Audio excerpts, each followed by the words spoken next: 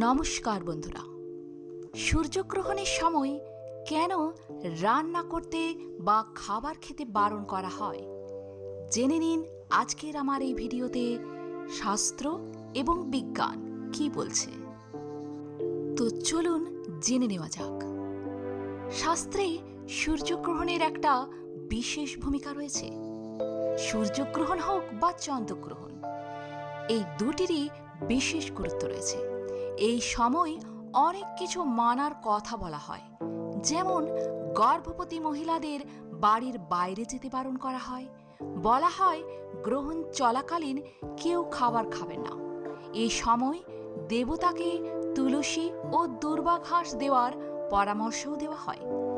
তবে শাস্ত্রে এমন অনেক খাবারের কথা বলা হচ্ছে যেগুলি গ্রহণের সময় এড়িয়ে চলাই ভালো। কিন্তু কেন?